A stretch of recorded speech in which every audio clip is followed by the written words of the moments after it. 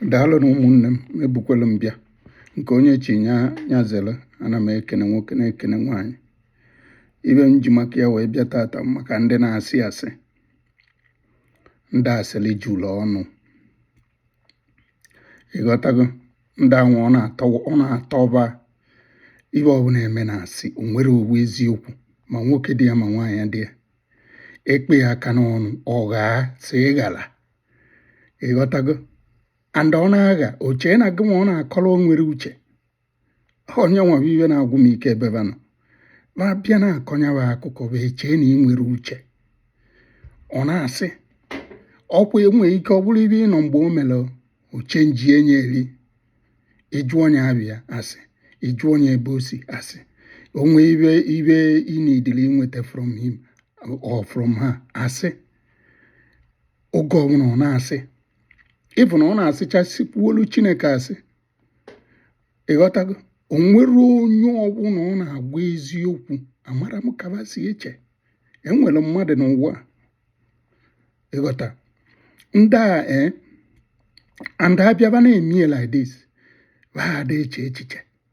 Ha eche onye ba na-asịrị ibe ọ na-eche. Ha chọọkwa ịmasị efu ma asị maka ba adịgo used to it. Ịfụ na ọ bụchagodo eziokwu o chenji enye, ọ ga-abụkwa ibe na-eji oji.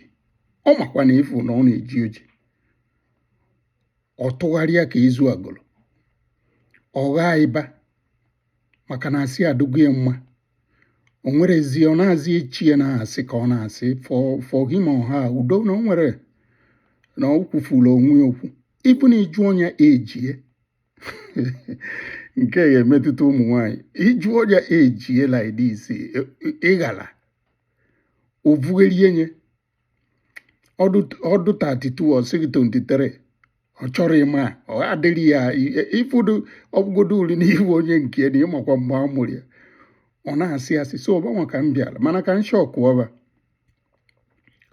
maka na ibe nji wee sị ka nshọkụ ọba bụ na pa mara na asị so na ajọ ibe ọjọka.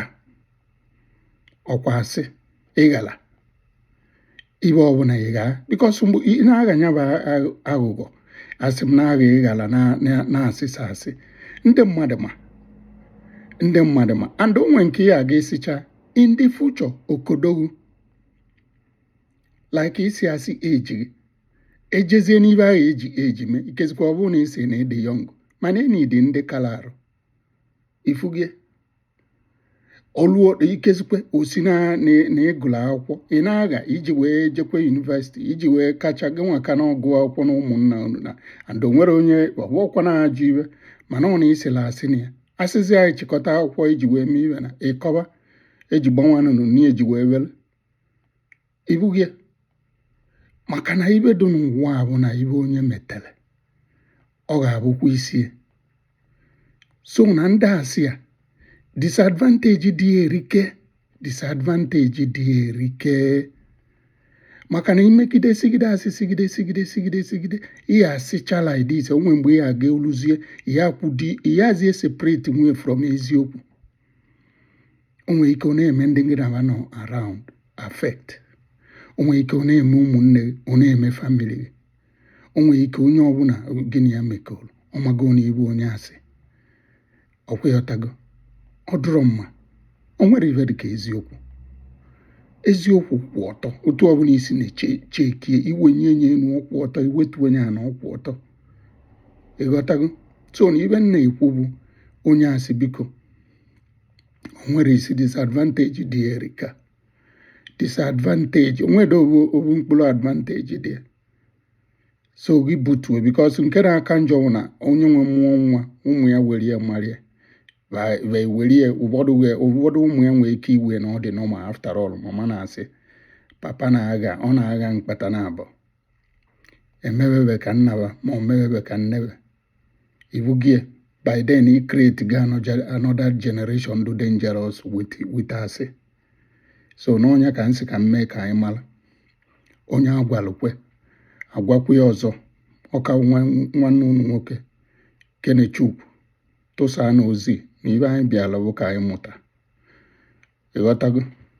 Unu mana ekekwela ọlụ eke ka uche unu dị ya. nke unu wee tụsa tinyere anyị aka n'ibe a na-eme. Nke anyị bụ ị na-ekwupụta. Onye nwekwa suggestion o tinye, o jee na comment section. Ọ na-aja anyị ike na ọ dịrị izi ngwa udo, ngwa anyị abụrụ.